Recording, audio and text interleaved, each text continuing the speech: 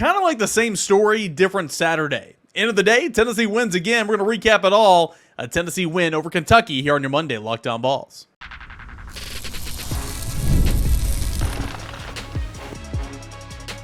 You are Locked On Vols, your daily podcast on the Tennessee Volunteers. Part of the Locked On Podcast Network, your team every day. Hey, good Monday morning, everybody. Welcome into Locked On Vols, your home for Tennessee football news and entertainment daily right here every single morning when you wake up. We're free and available wherever you get your podcasts, and going to have a big week coming up. A lot going on this week, and of course, Tennessee set to play host to Mississippi State coming up on Saturday. But it's your Monday morning reaction. Everything you need to know, and we'll talk about it here. It's kind of like a water cooler conversation about Tennessee's win over Kentucky. Canner grades and stats coming up in segment 3. Scoring plays, courtesy of the Vol Radio Network in segment 2. And some of my bigger takeaways from the win in segment number 1. Couldn't do the show without our friends over at FanDuel Sportsbook. You can place a $5 bet, and you'll get started with $150 in bonus bets if you win that first $5 bet. All that and more. It's over at FanDuel.com. Go ahead and get started today. First and foremost, I do want to apologize. These night games are tough. I hate to sound like Mark Stoops here. Sorry. These night games are tough. It's really hard for me to do my job with VolQuest and then at 2 in the morning have enough energy and patience and strength to turn around and record a postcast. And so I do apologize. I try to get one up later, for Sunday when I can, but it is challenging. And of course, running into the same issue on this weekend, and of course Georgia, but whenever I can, I will. So I know it's been a little bit since the game is, halted, but let's talk about it, man. I mean, again, you're 7-1. You're 4-1 in Southeastern Conference play. You can be frustrated, and I'm not saying you are, but some fans can be frustrated and talk about how Heupel and Halsey are awful and the offense is terrible. But at the end of the day, you are 7-1. And 4-1 in SEC play. You control your own destiny. Even if you slip up another game in the regular season, albeit maybe Georgia on the road, you're still very much in that conversation. We'll get into those playoff scenarios as the week goes on. But you are a good football team. And Saturday was no different. Yes, the offense struggled yet again in the first half. Yes, it took a little while for the offense to get going in that football game. At least they scored in the first half. First time since Oklahoma. Goodness gracious. But there was never a moment when I was sitting up there in that press box I said Lindsey Nelson Stadium, at Neyland Stadium, when I didn't think Tennessee was going to win the football game. I wholeheartedly, and I'm not trying to tell the future here, and it's not like this massive take here. It's just, look how Tennessee's won the last couple of weeks, starting slow offensively, coming on strong, running the football, playing good defense. Kentucky is not a good football team. Alabama is much better than Kentucky. Florida is much better than Kentucky. Again, each Saturday is a different game, but I had no doubts that Tennessee was going to win this football game. It's just a matter of getting something going. And finally that happened. Finally that happened for Tennessee, and they were able to break through there in the second quarter. But some of my big takeaways, and I thought, first and foremost, let's start at the top. I thought Nico was really, really good. I thought this was easily his best football game that he has ever played in at Tennessee. Sure, he had the 4 total touchdowns in the bowl game in the Citrus Bowl, and that was awesome. I'm not trying to diminish that. But he was really good the other night. Was he All-American great? No. Did he leave some plays out there? Sure. Is he going to grade out at 100%? No. But you've got to be either a real Nico hater or just a super, super, super half-glass empty type person to not sit there and say, man, Nico had a pretty good game out there. Now, was his clock management and coaching strategy there at the end of the first half all over the place? 100%. I mean, spike the football. Give yourself a breath. I don't care. Everybody's saying, well, it should have been a first down. They misspotted on the Dylan Sampson dump off. I don't care. I don't care if it's a first down, second down, third down. Spike the football. Give yourself a chance to breathe, get a play call, talk to your guys, and then go and try to take a shot at the end zone. What an abysmal display of offensive efficiency there at the end of the first half. And the officials couldn't figure out the clock either. Sidebar. The officials were horrendous. Same officiating crew that was for Tennessee-Alabama game this year. Same officiating crew that had the Tennessee-Alabama game last year. This crew has done so many Tennessee games here lately, and this crew is so bad. Equal both sides. I mean, Tennessee should have got called for a couple offside penalties that weren't called. Tennessee's DBs were grabbing all night. James Pierce, there might be a handful of plays that he was not held on the football game, but I think they only called it once. Brew McCoy was harassed down the field on that long throw that, I mean, it was just ridiculous how that was not called pass interference. Bottom line, this officiating crew was abysmal. And Tennessee needs to get away from this official. I don't know how the SEC continues to throw this same officiating crew out there. But nonetheless, back to Nico. What was the sequence there before the half? And, was that on the coaches? Were the coaches telling him not to snap the football? If so, why? Like, why on earth are you trying to hurry up and not spike the football? I don't know. But bottom line, I thought Nico was really, really good in this football game. Completed 74% of his passes. That is a high against Power 4 competition throughout his career. So I thought that in starting games, he had a higher completion percentage against Vanderbilt last year, but he didn't start that game, obviously. With 28 of 38, 292, 1 touchdown, no turnovers. He should have threw for over 400 yards, in my opinion. His receivers, there were 3 touchdowns that his pass catchers did not come down there with him. Brazel was a beautiful throw to him in the end zone, drop, bad. Nimrod in the second half, just into a tight window there in between a couple of defenders. Nobody between him and the end zone on a post, drop. That was a touchdown for sure, especially with Nimrod's speed. And then there's the one to Kitzelman, who I thought played a great game. I'm not gonna rip a guy for not hanging on to that ball. He got absolutely drilled. It was a legal hit. It was a really good throw by Nico too, the lob, because there were defenders underneath. It was better closing speed by that safety for Kentucky. So I'm not gonna rip him. But again, that's another one in the end zone that could have been a touchdown. So my point is, Nico's numbers should have been so much better, but he was so good off platform. Tennessee's still doing a great job of calling pass plays for him outside of the pocket. I thought, again, the way he finished the Alabama game, the way he played 4 quarters against Kentucky, the offense, which it's got so many headaches right now. Again, if your quarterback's playing well, then you got a shot. And I think Nico's playing really, really well right now. That, again, is why, in my opinion, you should have confidence that this offense is gonna figure it out. But again, we continue to say the same things over and over again. And in this football game, the first half drive chart, the first 5 series for Tennessee offensively, a missed 40-yard field goal, which I'll get to Max Gilbert here in a moment, and that was off a drive that stalled after a sack and 2 penalties. You had a punt on the second possession. That was the possession where Brazel dropped the touchdown reception. Dylan Sampson, after never I'll get to Dylan Sampson, the record holder here in a moment, but Dylan Sampson, after never fumbling in his career, he's fumbled each of the last 2 games. That was a turnover there at the 22. A missed field goal again by Max Gilbert, and then finally Tennessee gets into the end zone there in the second quarter. And then you come out in the second half, and you have another missed field goal. So Tennessee has got to finish drives, and it's good enough on a day where you're playing Kentucky to win, but if you had that type of drive chart, especially in the first half, and you go down to Georgia, I mean, you're not going to win that football game. So I'm not trying to sit here and harp. I mean, Tennessee won the game, and I'm going to point out so many positives as we continue to go out through the show, but that was one of my biggest takeaways. Tennessee moved the football with ease, man, had almost 500 yards of total offense, was 50% on third down. Again, I mentioned the quarterback play was good. Tennessee obviously ran the football, just not finishing. You've got to finish drives. You can't go 4 of 8 and win on the road at Georgia or in the college football playoffs or in a tight game against Vanderbilt this year. Who would have thought? Tennessee was technically 4 of 7 in the red zone, but because they had that last kneel down at the 19-yard line, so I'll say 4 of 7. But that's just not good. So not finishing drives was a takeaway. Nico playing really, really well was a takeaway. And then to kind of bring this full circle, I'll go to the defense. And I wrote a column over at VolQuest.com on Sunday, and I hope some of you guys read it. And maybe some of you guys were lost when you read this first graph when I was talking about the defense, but I'll read it for you here. Tennessee's defensive performance against Kentucky could be argued as being one of the worst of the season for Tim Banks' group. I literally write this. Now, hang with me. I wrote that. Now, hang with me. The group forced 3 turnovers to win in the win, and 2 attributed to massive third quarter touchdowns on the offensive end. It's the 9th straight game where the group has held an opponent to under 20 points. Simply incredible. The defense was still good enough to hold Kentucky to 4 of 14 on third downs and allowed only 1 field goal and 2 red zone chances. So, if this was a bad day for the Tennessee defense, sign me up, end quote.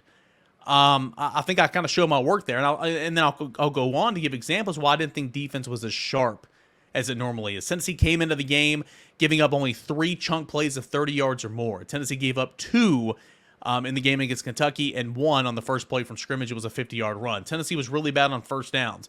Gave up a 50-yard run. Gave up a 25-yard pass on the first play of the Kentucky second series. Gave up a screen to Barryon Brown for 16 yards on the first play of the third drive. On the third drive, Vandegrift ran for 15 yards before it was called back for holding on the first down. Play number 1 of the first drive of the second half, Vandegrift rushed for 9 yards. And then on that touchdown scoring drives, they had chunk plays of 26, 15, and 32 yards. So I guess my point is, when you're going back and watching the film defensively, Tim Banks, these defensive coaches, they're just ripping their hair out saying, why are you giving up chunk plays? Why are you giving up chunk plays? This was the most a team has rushed for against Tennessee all season long. So I thought the run fits were pretty bad early on. I thought they got better. But having said all that, Tennessee barely got any pressure on Kentucky. 3 TFLs, 3 sacks, but a couple of those sacks were big there towards the end of the football game. James Pierce was one of them, of course. One didn't count. It was Omar Norman Law with the face mask, which he had the sack, and then he grabbed the face mask and ripped it off when it was on the ground. That was a silly play. But even with giving up some chunk plays and not being as sharp against the run, Tennessee forced 3 takeaways, 2 of which, complimentary football in that third quarter, led to 14 points. We talk about complimentary football. Make fun of Butch Jones all you want, guys, but it's a real thing. And Tennessee won the game because of it in the third quarter the other night. As a football guy, I love that.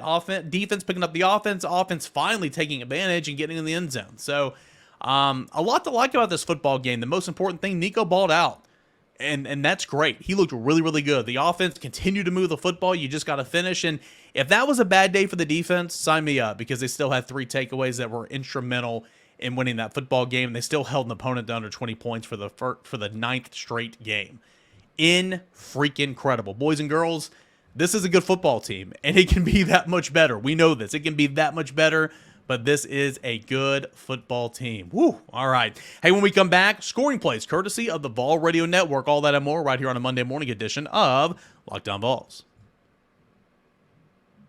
Our friends over at 5 Hour Energy know that being a passionate football fan isn't just a hobby, it's a way of life. It takes a lot of energy to power through all those daily tailgates, touchdown celebrations, or agonizing second overtime games, which is why they've created the Stand the Fan 5 Hour Energy Shot with a special flavor called Fan Fuel. The energy shot makes up for super fans like us, the fans who are just in the parking lots and are the first in the parking lot, last to leave. We see you. Listen, on Sunday afternoons, it is a busy work day for me. I rewatch the game. I write a column. I do this show. I do a night show live on YouTube for VolQuest.com. I get a jump start on a column about Tennessee's next opponent, which is Mississippi State. I got a lot going on Sunday. So I need a 5 Hour Energy, and that's what I had yesterday that got me through the day ready to roll. 5 Hour Energy knows that no matter what team you root for, being a fan requires heart, soul, and a whole lot of energy. Whether you're prepping for the big tailgate or ironing out your jersey, your game day to-do list is always a mile long. That's why you have limited edition Stand the Fan 5 Hour Energy Shot. It is here to help you keep you fueled throughout the season. What's your fan fuel this week? Whatever it is, do it with 5 Hour Energy. Available on 5hourenergy.com, shipped nationwide. So big thanks to our friends over at 5 Hour Energy, and also big thanks to our friends over at Team Ticker. Team Ticker is a one-of-a-kind sports sign for college football fans. Team Ticker is a 1.5 by 2 foot wall sign featuring the Power T. If you're watching on YouTube, you see it over my right shoulder. Okay, the lighting, you can't really see that LED display, but it's beautiful. The display is updated daily with fresh content. Right before the show, I turned it on. It was updating with last night's scores and standings and all that, and AP poll and all that. It's a super fun way to stay connected with the Tennessee Volunteers sports fan base. It's a combination of a design that functions, gives you entertaining, creative way to display your team pride while providing a unique connection to your favorite team, whether it's football, men's and women's basketball, baseball, soccer, softball. Team Ticker has got you covered. Never miss a game, as the high-tech retro display provides a countdown to the next big game, as well as daily updates like latest team news, stats, schedules, standings, and so much more. You can control it all with the mobile app Control Center, and you can choose which things you want to see. So each sign is officially licensed, meeting high-quality standards, and assembled by hand in the United States. Team Ticker is a one-of-a-kind sports sign. Go to teamticker.com, use the promo code LOCKEDON. Teamticker.com, use the promo code LOCKEDON to receive $50 off your Team Ticker purchase. Teamticker.com, promo code LOCKEDON. Hey guys, welcome back into your Monday morning edition of Locked On Vols. We have got a lot to get into. Those were some of my big thoughts, my big takeaways. Hey, at the end of the day, Tennessee 28-18 over Kentucky. Doesn't have to be pretty, just keep winning. And Tennessee, once again, I failed to mention this about the defense, but it's self-explanatory, continues to be in the middle of college football playoff conversations because of the defense. All right, and I thought the offense, I thought Nico took a step the other day Dylan Sampson's a guaranteed two tutties and over 100 and some odd yards on the ground. Of course, the single season record holder, 19 regular season touchdowns. Phenomenal. Only doing that in 8 games. Just incredible. This is a good football team. And I know everybody's enjoying it, and the crowds at Neyland Stadium have been phenomenal this year. I mean, get Neyland loud. The Neyland effect, it's real. I mean, man, opposing offenses have just had so much issues trying to get a snap off or communicating with their offensive line. And you saw it with Florida. You saw it with Alabama. You saw it last night or 2 nights ago with Kentucky. It needs to be that way for Mississippi State. And then again, Tennessee needs to quiet the crowd on the road in Athens on November the 16th. So it's a good football team. We'll go over percentages and make the college football playoffs, what they are saying, ESPN and other outlets about where Tennessee is in the college football playoff conversations, what needs to happen, all that and more as the week goes on, probably on tomorrow's show or Wednesday's show outside of Twitter Tuesday. Speaking of which, X Tuesday, mailbag show, get in your questions, comments, concerns. Go ahead and send those in there for me, please, and we'll spend tomorrow's show answering those.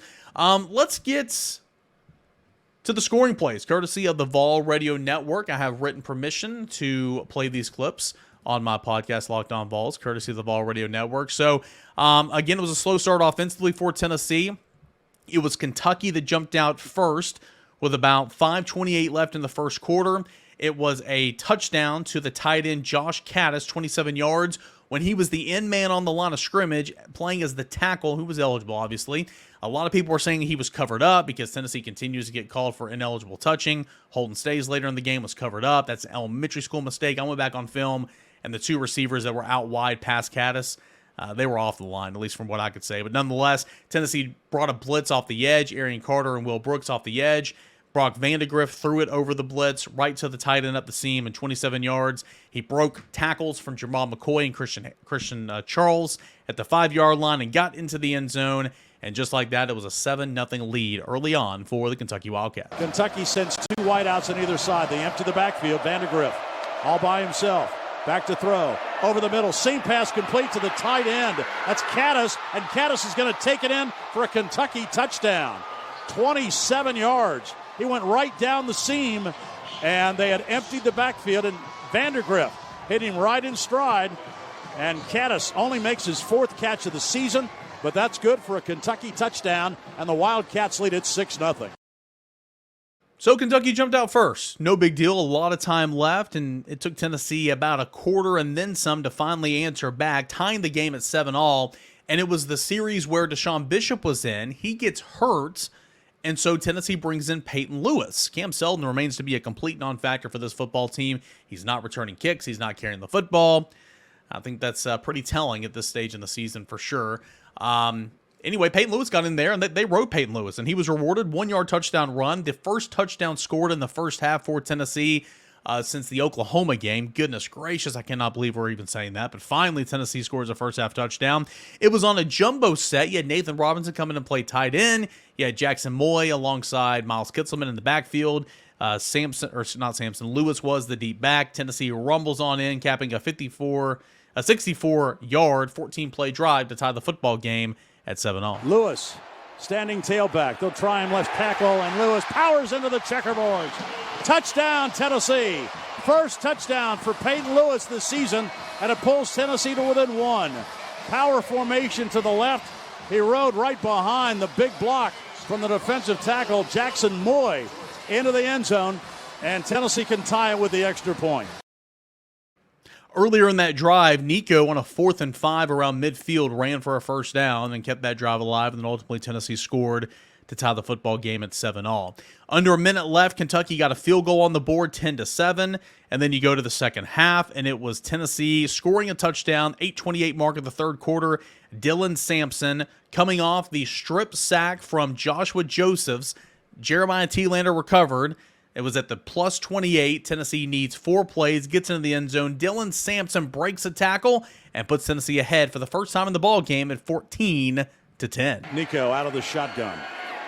He's going to hand it off. Dylan Sampson is going to be fighting for the end zone. He's in. Yes. Touchdown, Tennessee. What a run by Dylan Sampson as he broke a tackle at the 5-yard line, just powered his way into the end zone for his 18th rushing touchdown of this season. and Tennessee takes its first lead of the night as the Volunteers lead it 13-10.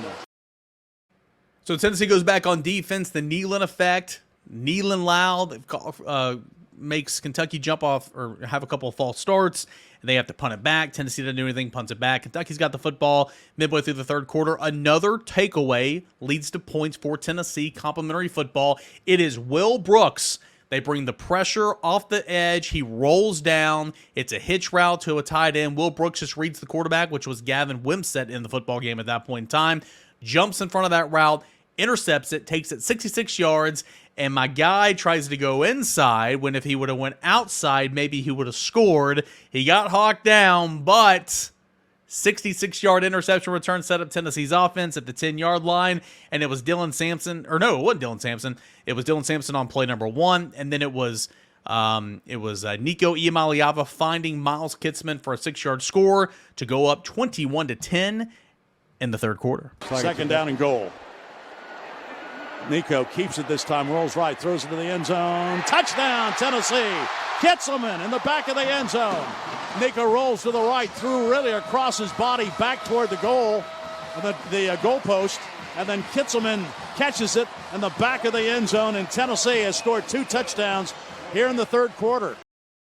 Yeah, Bob describes it pretty nicely right there. So Nico faked the handoff. Pressure was coming, had to jump out to the right, okay? And so pressure, evaded him out of the pocket to the right, and he's rolling right. He sees Kitzelman back of the end zone, rolling right, having to throw across his body, and a nice adjustment there by Kitzelman as well, getting in for the score. If that wasn't the best throw of the night, his throw to it was just a 9-yard reception to Dante Thornton in the fourth quarter when Nico was like literally running, throwing off platform, sideways, only throwing it to where Dante Thornton could get it. That was his best throw. But again, Nico was really, really good all night. Tennessee led 21-10, and Tennessee again, thanks to takeaways from the defense, complimentary football, 2 turnovers lead to 2 touchdowns for Tennessee, and Tennessee leads 21-10. Well, later on in the fourth quarter, it's a series that's annoying because we talk about chunk plays. Tennessee gave up, I read it earlier, like play of 32, 15, and then like 26, whatever that touchdown, or 32, or 25, 15, and then 32. The 32-yard reception from Gavin Wimsett to Jamori Macklin, excuse me.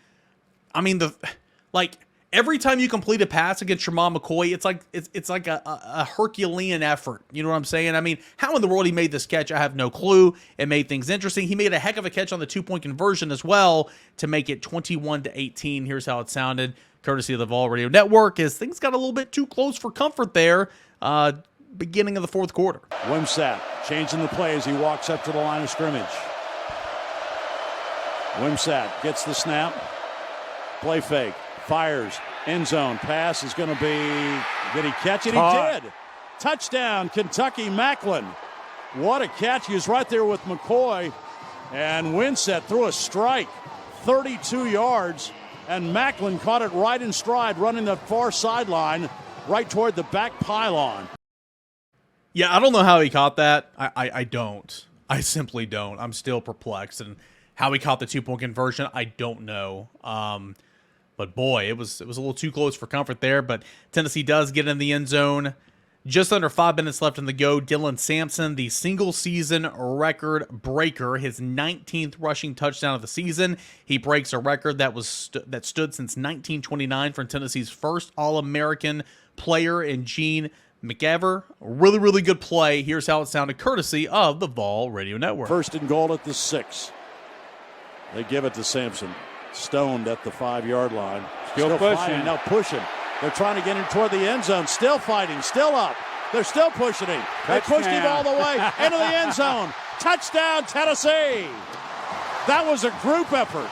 Everybody got involved. Sampson was stopped at the line of scrimmage. Everybody started pushing him, and he gets a 6-yard touchdown, his second of the night, his 19th of the season, a new Tennessee record. Death, taxes, over 100 yards and 2 touchdowns. That's Dylan Sampson. And majority of that coming in the second half. Dylan Sampson's phenomenal. Congratulations to him. What a record. And he said after the game when he was being interviewed on the field, like, I think my teammates wanted that record even more than I did, or maybe just as much, because you saw on that play, everybody, Nico comes in, Kitzelman comes, I mean, Stays comes in, everybody's pushing, and how in the world, again, I'm glad they let it play out because, number one, it was a touchdown, and number two, it was a really cool play and moment. But how in the world was that whistle not blown? I mean, Dylan Sampson said after the game, I'm shocked that the whistle wasn't blown. Sure, forward progress, maybe it was never stopped, but how many football games have you watched in your lifetime where you've seen a play like that was not blown dead by the officials? That's all I'm going to say. So, anyway, it's really, really cool. Makes for a unique moment and a really cool way that he broke that record, which it was the entire team pushing him into the end zone. So I thought that was really, really cool. That was the last touchdown of the day. Tennessee wins 28-18. Again, audio courtesy, written permission from the Vol Radio Network. All right, when we come back, Caner stats and some grades right here on your Monday morning edition of Locked On Vols. Get ready to tackle the NFL action this season with FanDuel. It's America's #1 sportsbook because right now new customers can bet $5 and get $150 in bonus bets if you win. The FanDuel Sportsbook app gives you everything you need to place live bets on the NFL all in one place. So when you get a hunch in the middle of the game, you can check out the latest stats, view the live play-by-play, and so much more, all on the same page where you place your bets. Just visit FanDuel.com to join today. You'll get started with $150 in bonus bets if you win your first $5 bet. One more time, $150 in bonus bets if you win your first $5 bet. That's at FanDuel.com. It's America's #1 sportsbook. It's where you can make every moment more. FanDuel, it is an official sportsbook partner of the NFL. All right, got a final 7 left here to conclude your Monday morning edition of Locked On Vols, reacting to Tennessee's 28-18 win over the Kentucky Wildcats. A really good win for Tennessee, not like a really good resume win, but another win to improve to 7-1, 4-1 as SEC played, right in the heart of the college football playoff picture. And again, the college football playoff standing rankings, the first edition, come out Tuesday. And we'll see exactly where Tennessee's kind of positioned. They'll be ranked in the top 12, I'm almost positive, but kind of where. Some projections have them as high as number 7. Some projections have them as low as number 11. We'll see what happens. So I'm intrigued to see what those look like. And, of course, we'll cover it all right here on Locked On Vols. Stats and Caner grades. We'll start with some stats. I mean, Tennessee's offense moved the football again. That was not the issue. Finishing drives and finishing in the red zone was the issue for Tennessee in this one, but 477 yards of total offense, that ain't bad. They ran 82 plays, that's pretty good. 5.8 yards per play, that ain't bad. Again, Tennessee won the turnover battle for sure, 3-1. Tennessee was 50% on third down, 7 of 14. Red zone was the issue, as I've already mentioned, 4 of 8, technically 4 of 7. Tennessee threw for 292 yards, and it should have been so much more if the receivers didn't let him down. The Nimrod touchdown let him down. The Brazel touchdown let him down, or would-be touchdown. And then if Kitzelman's throw was complete, but again, I'm not going to rip him there. That was a tough play.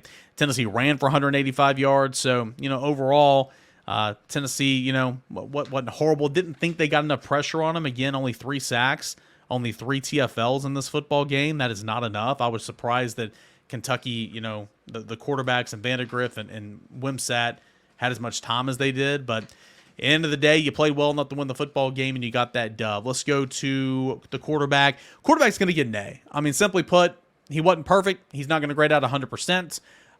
There was one throw that probably should have been picked off that he had to hurry because he was getting hit while he threw.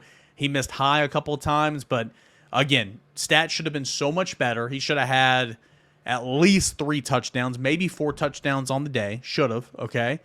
And he just looked really good off platform. And Pro Football Focus, again, take the grades, for what they're worth or whatever, but with a grain of salt. He graded out at 91.0, which is considered an elite grade. He was Tennessee's highest graded offensive player easily. So Nico's going to get an A. I thought he played a really, really good game. And again, his performance should be the reason why fans don't panic about the offense. They'd be frustrated, in my opinion. I mean, I ain't going to tell you how to fan, but I'm just saying, in my opinion, be frustrated all you want because it's still not where it needs to be. But the fact that your quarterback's playing good ball and you're still running the football and these guys are still coming on strong towards the end could be much worse. Could be much worse. Running backs are going to get a B. I thought Deshaun Bishop looked good on his one carry. I really like Peyton Lewis, man. Congrats to him. His first career touchdown. He came in, took advantage of his opportunity when Bishop got hurt. rumbled in there for a 1-yard score. Thought Dylan Sampson was fantastic as always. I'm going to give the running backs a B though, simply because Sampson, even though you broke a record, you fumbled in the red zone or fumbled at the 22. It's not good. It's not good. So I'm going to dock you a little bit, give you a B. Maybe I'm a tough grader, is what it is. Tight ends are going to get an A. I thought Miles Kitselman was really, really good in this football game. Thought Holden Stays was good. I mean, you can see big parts of the game plan showing up as the course of the game goes on. Like 12 personnel against NC State. 12 personnel was a big part of this game plan as well, but just utilizing the tight ends in the throw game. Let's see here. Kitselman had 7 targets. Stays had 3 targets. So Tennessee's tight ends had 10 targets in the football game. That was really good. That was really good. Plus, I mean, heck, Miles Kitselman, 6 receptions, 97 yards, and a touchdown. Man, he almost had 2 touchdowns. Could have been over 100 yards receiving if he would have held on. But again, that was a tough play. I thought the tight ends, I thought they blocked very well. On Sampson's first touchdown run, Kitselman had a really good block. So the tight ends are going to get an A. The wide receivers are going to get a... I thought Brew made some nice catch and runs. I thought Thornton made a nice adjustment on a few things. We're gonna remember his draw, but Nimrod had a really nice catch on a sideline out on 3rd and 7 in the second half, where he climbed the ladder to go get a football that Nico threw. I'm gonna give a C-, and maybe that's being too lenient. I mean, a couple of touchdowns were dropped. That's inexcusable. I'll go C- because that just cannot happen. And then the offensive line overall, I thought they were fine. I didn't think they were great. I didn't think they were horrible. I thought Nico was running too much. But only 2 sacks, did block for 185 yards rushing. I'll give the offensive line a B. I thought it was solid. Defensive line's going to get a B. I thought run fits were not great, but Joshua Joseph's play is going to help you out there a little bit. James Pierce's sack there towards the end, or really towards the end of the third quarter, is going to help you out there as well. But I thought fits overall weren't the best. So defensive line's going to get a B. Linebacker's going to get a C. I thought fits were not very good for the linebackers, especially on some of those runs that gashed them a little bit. Jalen Smith played a pretty decent game, so shout out Jalen Smith. Defensive backs, I'm going to give a B+. 2 interceptions, one by Andre Turrentine, then, of course, one by Will Brooks. Thought Jamal McCoy, even the touchdown reception that he gave up, I mean, what more could he have done, right? I thought he made some good plays. I thought Ricky Gibson made some good plays. I thought the defensive backs and Boo Carter made a 4th down stop. Defensive backs get a B+, in my opinion. Special teams, obviously, is going to get a D, and I'm grouping them all together there, but really I'm talking to Max Gilbert. It's tough, man. Was perfect for field goal attempts inside 50 yards entering the game, and then he missed 3.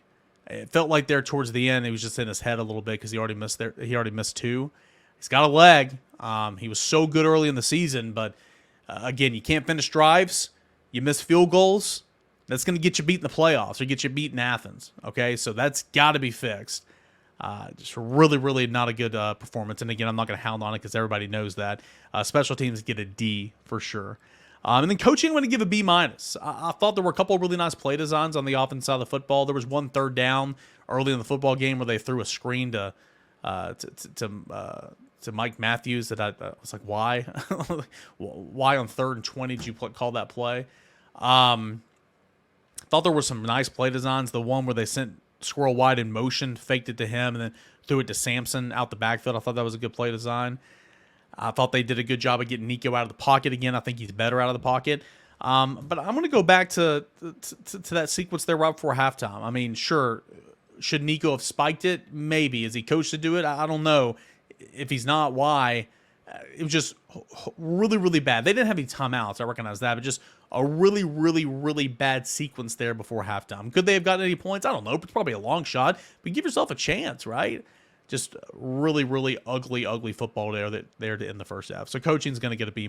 Overall, Tennessee gets that dub, improves to 7-1 on the year, 4-1 in SEC play, and right in the middle of those college football playoff conversations.